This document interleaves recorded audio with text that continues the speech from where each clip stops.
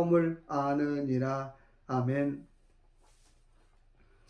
주신 말씀 가지고 고난 중에 해야 할 일 세 가지라는 말씀의 제목으로 주일 말씀 같이 나누기 원합니다. 유명한 미래학자인 다니엘 핑크가 미래사회가 온다라고 하는 책에서 미래사회의 특징을 두 가지로 얘기하고 있습니다. 첫 번째 특징은 하이 컨셉트, 두 번째는 하이 터치의 시대가 올 것이다 라고 말하고 있어요. 한마디로 말하면 좌뇌 중심의 지식사회에서 우뇌 중심의 창조와 공감 능력을 강조하고 또 그것을 중요하게 여기는 그런 시대가 온다라고 하는 것입니다. 우리가 한때 유행했던 말 중에 하나가 멘붕이라는 말이죠. 멘붕, 멘탈 붕괴라는 말의 준말이에요. 한마디로 말하면 멘붕됐다라고 하는 건 정신 나갔습니다. 나 마음 깨졌습니다. 마음이 정말 와장창 무너졌습니다 라고 하는 뜻이잖아요. 어쩌면 코로나 팬데믹 시대에 살아가는 저와 여러분에게 딱 어울리는 말 중에 하나가 멘붕이잖아요. 나 정신 나갔어요. 마음이 무너졌어요 라고 하는 고백 우리 할 수 있다라고 하는 것입니다. 이런 멘붕의 시대에 우리에게 필요한 것 중에 하나가 바로 하이터치라는 거예요. 하이터치, 높이 터치해준다 그런 게 아니라 마음을 알아주고요, 마음을 인정해주고요, 마음을 터치해주는 것이 바로 하이터치라고 하는 거예요. 우리가 종종 인생을 살다 보면 어려움을 당하지요. 근데 어려움을 당하다 보면 마음이 참 다칠 때가 많아요. 내가 마음을 딱 다치는 순간 상대방이 아무리 좋은 말을 해도요 귀에 들리지가 않죠. 귀담아 듣지도 않아요. 이유는 내가 마음이 이미 다쳤기 때문에. 그러다 보니까 오해도 많고요, 다툼도 많고요, 또 사소한 일에 고집도 부리게 되더라고 하는 것입니다. 오늘 저와 여러분이 나눌 욥기 36장인데요. 욥기의 말씀을 보면 계속해서 욥과 세 친구의 논쟁이 계속해서 나와요. 오랜 시간 말다툼으로 서로가 이미 마음을 닫아버렸어요. 서로가 귀도 닫아버렸어요. 아무리 좋은 소리를 해도 들리지 않아요. 알아들을 수가 없더라고 하는 것입니다. 이처럼 우리가요 좀 말다툼을 해도 상대방이 바른 소리 하면 우리가 좀 귀를 기울여 들을 줄 알아야 됩니다.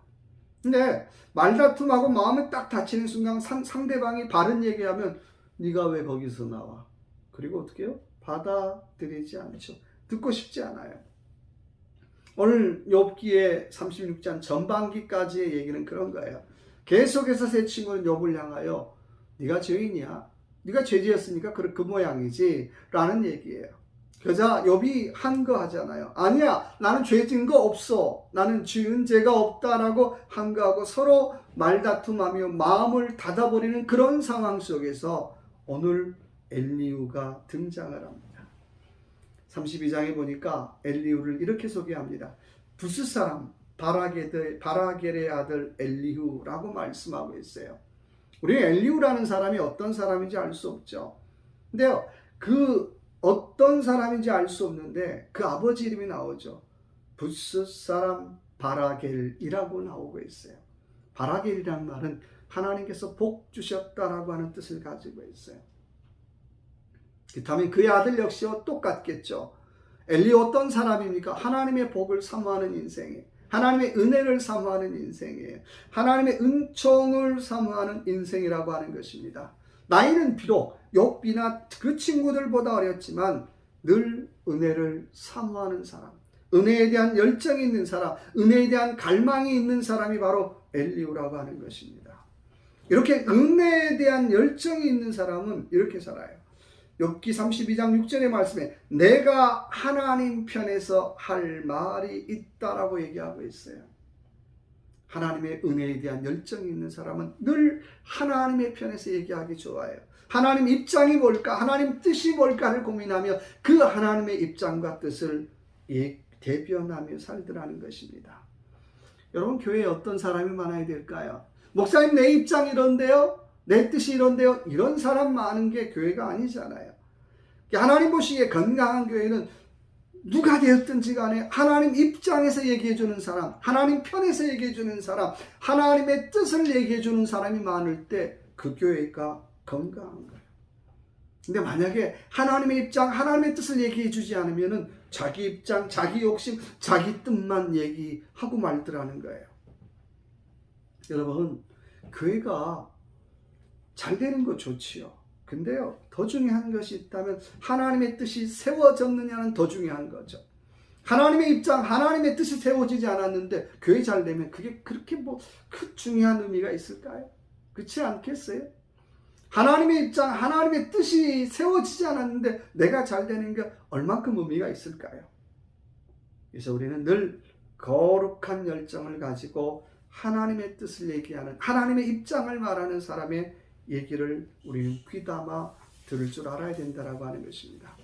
자, 엘리후가 하나님의 입장, 하나님의 뜻을 얘기할 때 다른 욥이나 욥의 친구들도 잠잠해요. 만약에 내 입장 이렇습니다라고 얘기했다면 계속 싸울 수밖에 없을 것 같아요. 그런데 하나님의 입장을 얘기하는 순간 모두들 고개를 끄덕끄덕 거리더라는 거예요. 우리가 쓰는 말에는 두 종류가 있습니다. 첫째는 head language, 지식의 언어가 있어요. 또 하나는 heart language, 마음의 언어가 있어요. 욥의 세 친구는 계속해서 head language를 가지고 욥은 너는 죄인이야, 너는 죄지었으니까 그 벌을 받는 거야 라고 책망을 해요. 그러나 엘리후는 heart language를 가지고 욥의 마음을 알아줘요. 욥의 마음을 인정해줘요. 욥의 아픈 마음을 역지사지의 마음으로 알아주더라고 하는 것입니다. 우리 주변에 이런 사람 많잖아요. 소위 말해서 참머리 똑똑해. 근데요, 정이 안 가는 사람이 있잖아요. 말은 기가 막히게 잘하는데 상대방의 마음을 알아주지 못해요. 상대방의 마음을 터치해주지 못해요. 상대방의 마음을 울리는 하트 랭귀지가 없더라는 거예요. 우리가 욥의 고난을 통하여 정말 우리가 고난 중에 물어야 될 세 가지 질문에 대해서 같이 한번 고민하면서 나눠보길 원합니다. 첫 번째, 고난 중에 첫 번째 물어야 될 질문이 있다면 기다리지 말라고 하는 것입니다. 20절의 말씀에 그대는 밤을 사모하지 말라, 인생들이 밤에 그들이 있는 곳에서 끌려가리라 라고 말씀하고 있어요. 이 말을 세 번역은 이렇게 번역을 합니다. 밤이 된다고 이 형벌에서 벗어나는 것이 아니라 밤을 기다리지 마십시오 라고 말씀하고 있어요. 쉬운 말로 말하면 그런 거죠. 네가 시간 지나면 다 해결될 거야. 시간 지나면 다 해결될 거야 라는 마음 버리라는 거예요. 우리가 흔히 잘 쓰는 얘기 있죠. 세월이 약이고 세월이 보약이라는 거예요. 물론 세월이 약되는 것도 있어요. 또 세월이 약이 되길 기다리면서 시간이 지나가길 기다리죠. 그러나 그런 일도 있지만 여러분, 죄는 시간이 지난다고 해결되지 않는다는 거예요. 죄는 시간이 지난다고 해결되지 않더라는 거예요. 죄는 시간이 지나면 지날수록 새끼쳐요. 더 이자 붙어요. 마음이 더 무거워져요. 마음이 더 쪼여요. 더 고통이 더 커지죠. 오늘 엘리후는 욥에게 당신 기다리지 말고 회개하십시오라고 요청해요. 도대체 욥이 무슨 잘못했나요? 무슨 잘못했습니까? 욥이 하나님의 공의 앞에 자기의 의를 내세운 것에 대해서 회개하라는 거예요. 그래도 나는 의롭습니다. 그래도 나는 떳떳합니다. 그래도 나는 의인입니다 라고 했던 그거에 대해서 어떻게 회개하라는 거예요. 여러분, 우리가 예배 드리는데요, 예배는 뭐 하는 건가요? 예배는요, 나의 오름을 내려놓고 하나님의 오름을 드러내는 것이 예배인 줄로 믿습니다. 예배 드릴 때마다 하나님 옳습니다, 하나님 옳습니다, 하나님 옳습니다 라고 고백하는 게 예배라는 거예요. 내가 옳은 줄 알았던 걸 내려놓고 하나님의 옳음을 자꾸 드러내는 것, 그게 건강한 예배라고 하는 것입니다. 여러분, 죄 지은 일에 대해서 기다리지 마시라는 거예요. 회개하세요. 그리고 죄 당한 일에 대해서도 기다리지 마세요. 하나님 앞에 간구하시기 바랍니다. 하나님 앞에 나의 억울함을 호소하라는 거예요. 마태복음 4장 12절의 말씀에 회개하라, 천국이 가까웠다라고 말씀하고 있어요. 우리가 왜 회개해야 됩니까? 천국 가까웠기 때문에 회개해야 돼요. 천국을 소유해야 되니까 회개해야 돼요. 근데요, 회개도 방법이 있어요. 첫째는, 좋은 회개는 자신의 잘못을 하나님께 지금 고백하는 거예요. 지금. 잠깐만요, 내일 하겠습니다. 회개 아니에요. 지금 고백하는 게 회개라고 하는 거예요. 두 번째는 마음의 염려와 걱정을 제거하는 것이 회개입니다. 그러니까 내가 회개할 때 마음이 자꾸 딱딱해지는 게 아니라 마음을 어떻게 부드럽게 만드는가. 잘 뒤엎어진 옥토밭처럼 마음이 부들부들하게 만드는가. 그게 두 번째 진정한 회개라고 하는 것입니다. 그래서 우리가 회개 전에 꼭 하는 일 있잖아요. 찬양 많이 부르죠. 이유가 있습니다. 그걸로 어떻게 해요? 그 찬양을 통하여 염려도 걱정도 근심도 다 좀 떠나보내라고 하는 거예요. 그게 염려와 걱정을 제거하는 것이 두 번째 회개의 태도입니다. 세 번째 회개는요, 내가 회개한 만큼 사랑하라고 하는 거예요. 말로만 내가 회개했습니다. 그게 아니죠. 내가 잘못한 일에 대해서는 어떻게 해요? 먼저 사과하고요, 먼저 용서를 구하고요, 먼저 이해를 구하라고 하는 것입니다. 시간 지난다고 해결되지 않아요. 요한복음 4장에 보니까 예수님과 사마리아 여인과의 대화가 나와요. 사마리아 여인이 이렇게 물어보죠. 우리 조상은 이 산에서 예배를 드렸는데 우리는 어디서 예배를 드려야 합니까? 라고 말하고 있어요. 그 사이 주님께서 뭐라고 얘기합니까? 참으로 아버지 앞에 예배 드리는 자는 영과 진리로 예배할 때가 오나니 하나님은 이렇게 예배하는 자를 찾으신다라고 말씀하고 있어요. 포인트는 뭐예요? 예배는 진리와 정직함으로 드리는 게 예배라는 거예요. 다른 말로 말하면 회개가 있는 예배를 하나님 기뻐하신다는 거예요. 회개 없으면 아무런 감동이나 아무런 은혜가 없더라고 하는 것입니다. 여러분 기다리지 말고요. 지금 회개하시길 주님의 이름으로 축원합니다. 두 번째 고난 중에 두 번째 잊지 말아야 할 것은 기억하라고 하는 것입니다. 22절의 말씀 보니까 하나님은 그의 권능으로 높이 계시나니 누가 그 같은 교훈을 베풀겠느냐라고 말씀하고 있어요.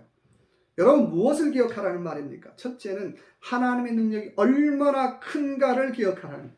두 번째는 하나님께서 우리의 스승이 되어 주셔서 우리에게 가르쳐 주신 것, 가르쳐 주신 길을 기억하라고 하는 것입니다. 오늘 엘리후는 고난으로 절망에 빠져 있는 욥에게 하나님의 능력이 얼마나 큰지 기억하십시오. 또 하나님께서 가르쳐 주신 것 기억하십시오라고 요청하고 있어요. 당신이 당하는 고난의 크기보다 더 큰 하나님의 능력을 기억하십시오. 당신이 당하는 고난보다 더 큰 하나님의 은혜를 기억하라고 계속해서 요청하고 있어요. 이스라엘 민족이 출애굽할 때 하나님이 가장 많이 했던 얘기가 뭡니까? 신명기 5장 6절의 말씀입니다. 나는 너를 애굽 땅 종되었던 집에서 너를 인도하여 낸 하나님이다 라고 말씀하고 있어요. 계속해서 반복하는 말이죠. 하나님께서 낮에는 구름 기둥으로 밤에는 불 기둥으로 40년 동안 이스라엘 민족을 시청각 교육하면서 그들을 인도해요. 그런데요, 이스라엘 사람들 또 우리는 망각의 동물이죠. 10번이 넘도록 잊어먹어요. 영적 망각이 심해요. 잊어먹어야 할 것은 잊어먹어야 할 것은 거꾸로 잊어먹고요. 잊지 말아야 될 것은 자꾸 잊어먹더라는 거예요. 그래서 오늘 말씀에 너희는 하나님을 기억하라고 말씀하고 있어요. 로마서 1장 16절의 말씀에 복음은 모든 믿는 자에게 구원을 주시는 하나님의 능력이라고 말씀하고 있어요. 빌립보 4장 13절의 말씀에 내게 능력 주시는 자 안에서 내가 모든 것을 할 수 있느니라고 말씀하고 있습니다. 구원의 능력을 확신하는 사람은 예수 안에 모든 것을 감당할 수 있는 사람이에요. 여러분 왜 절망해야 합니까? 사업이 어려워도요, 가정이 어려워도요, 내 삶이 어려워도 다시 한번 복음의 능력을 확신하시기 바랍니다. 내가 참 어려운데 내게 능력 주는 자 안에서 내가 모든 것을 감당할 수 있습니다라는 고백으로 다시 한번 일어설 수 있는 저와 여러분 되시길 주님의 이름으로 축원합니다. 우리가 올 한 해 시작하면서 얼마나 많은 계획들을 짰습니까? 저도 많은 플랜 짰어요. 근데 되돌아보니까요, 하나도 이루어진 거 없어요. 코로나 팬데믹 때문에 이루어진 거 별로 없어요. 그럼 도대체 내가 무엇 했을까라는 그런 속상한 마음도 들지요. 그러나 다시 한번 하나님의 능력을 기대하면서 앞으로 나아가십시다. 당장 눈앞에 아무것도 보이지 않아도 하나님의 능력을 기대하며 하나님의 은혜를 기대하면서 나아갈 수 있는 저와 여러분 되시길 주님의 이름으로 축원합니다. 목회자로 첫 길을 내딛는 목사님이 나이가 많은 원로 목사님에게 물었어요. 목사님, 내가 어떻게 하면 내가 능력 있는 사역을 좀 할 수 있겠습니까? 내가 어떻게 하면 능력 있는 목회자가 될 수 있겠습니까? 라고 질문했어요. 그자 원로 목사님은 툭 한마디 했어요. 새벽 기도만 잘 들으십시오. 새벽 기도만 잘 들으면 능력 있는 목사가 될 수 있습니다. 라고 얘기를 했어요. 무슨 말이에요? 기도로 하나님의 능력과 은혜를 체험하는 능력 있는 목사가 될 수 있다는 거예요. 사실 저와 여러분의 영적인 형편, 삶의 형편을 가만히 한번 되돌아보면 좋았던 적이 얼마나 있나요? 늘 어려웠잖아요. 또 늘 위태위태했잖아요. 그러나 이런 상황 속에서 다시 한번 하나님이 내게 은혜를, 능력을 주실 것이다 라고 하는 기대감을 가지고 또 앞으로 나아가는 저와 여러분의 삶이 되시길 주님의 이름으로 축원합니다. 세 번째 고난 중에 잊지 말아야 될 세 번째 질문이 있다면, 오늘 24절의 말씀 보니까 그대는 하나님께서 하신 일을 기억하고 높이라, 잊지 말지니라. 인생이 그의 일을 찬송하였느니라. 세 번째는 하나님을 찬양하라고 하는 거예요. 오늘 엘리후는 고난당하는 욥에게 당신은 하나님을 찬양하는 걸 잊지 마십시오라고 요청하고 있어요. 고난이 아무리 커도 찬양 포기하지 말라는 거예요. 어려움이 아무리 커도 찬양 포기하지 말라는 거예요. 낙심되는 일이 아무리 커도 찬양 포기하지 말라는 거예요. 성경에서 복이란 단어는 히브리 말로 바라크라는 말이잖아요. 그 바라크라는 말은 무릎 꿇다, 예배하다, 찬양하다는 뜻이에요. 여러분, 뭐가 복일까요? 하나님 앞에 무릎 꿇는 것이 복이고요. 하나님 앞에 기도할 수 있는 게 복이고, 하나님 앞에 예배 드릴 수 있는 게 복이고, 하나님 앞에 찬양할 수 있는 것이 복입니다. 토요일 날 조 권사님이 교통사고를 당했어요. 제가 그 예배 녹화 중에 가다가 사고 나서 참 미안하고 죄송해요. 그래서 빨리 현장에 가서 권사님 만났는데, 권사님이 이제 놀래기도 하고 차가 많이 망가지기도 하고 얼마나 놀랬겠어요. 근데 권사님이 저한테 하시는 말씀이, 목사님 기도해 주세요. 거기서도 기도해 달라고 그러고, 또 응급실 들어가서도 목사님 기도해 주세요. 여러분, 뭐가 복일까요? 그 어려움 중에 기도할 수 있는 게 복 아니겠어요? 내 삶이 어렵고, 사업이 어렵고, 직장이 어렵고, 내 삶의 형편들이 어렵지만 내가 그래도 기도할 수 있다는 게 얼마나 큰 복입니까? 하박국 3장 18절의 말씀에, 비록 무화과 나무가 무성치 못하며 포도나무에 열매가 없으며 감람나무에 소출이 없으며 밭에 식물이 없으며 우리의 양이 없으며 외양간에 소가 없을지라도 나는 여호와를 인하여 즐거워하며 나의 구원의 하나님을 인하여 기뻐하리로다라고 고백하고 있어요. 온통 없는 것 투성이에요. 온통 모자란 것 투성이에요. 그러나 나는 여호와 하나님으로 인하여 나는 기뻐하겠다라고 말씀하고 있어요. 여자 복음성가 가수 중에 바비 메디슨의 이런 찬양이 있습니다. With all my heart라고 하는 찬양이 있어요. You faithfully supply my needs according to your plan, so help me. Lord, to seek your face, 비록 I seek your hand. 나 염려하지 않아도 내 쓸 것 하시니 오직 주의 얼굴 구하게 하소서. 내가 지금 당장 어려워도 하나님 앞에 찬양하는 일을 먼저 하게 해달라는 거예요. 여러분, 예루살렘 성전에 들어가면 성전 뜰이 있고요. 또 뜰을 지나면 성소가 있고요. 그 성소를 지나면 지성소가 있어요. 그렇듯이 우리의 찬양의 단계도 마찬가지예요. 늘 뜰만 자꾸 밟는 찬양이 아니라 우리의 찬양이 뜰에서 성소로, 성소에서 지성소로 나아가는 찬양이 되어야 할 줄로 믿습니다. 또한 우리의 믿음도 뜰에서 머무는 것이 아니라 뜰에서 성소로, 성소에서 지성소로 나아가는 그런 믿음이 되어야 할 줄로 믿습니다. 제가 종종 성경 공부 시간에 질문하죠. 여자 집사님들에게 천국에서 뭐가 많을까요? 라고 질문하면, 에이 목사님, 다이아몬드가 제일 많아요. 보석이 제일 많아요. 물론 틀린 얘기는 아닌 것 같은데요. 내가 천국에 제일 많은 거 있어요. 제일 많은 건 바로 찬양이라고 하는 보석입니다. 하나님 앞에 찬양 드리는 찬양의 보석이 제일 많을 거예요. 다윗이라는 사람은 그 시편의 많은 찬양을 통해서 그의 인생이 바뀌어졌어요. 여러분, 인생은 아는 만큼 보이고 보는 만큼 즐거워져요. 영적인 것도 마찬가지죠. 우리가 하나님을 아는 만큼 우리가 하나님 앞에 드리는 예배도 깊어져요.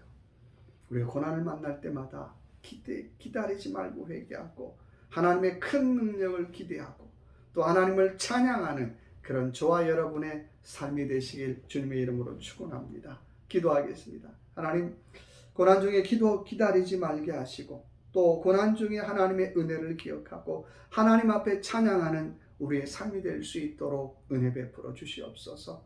또 갑작스레 사고를 당한 사랑하는 권사님 힘 주시고 위로하여 주셔서 하나님의 위로하심과 긍휼하심의 손길을 체험할 수 있도록 은혜 베풀어 주시옵소서. 함께하여 주실 걸 믿고 예수님 이름으로 간절히 기도드립니다. 아멘.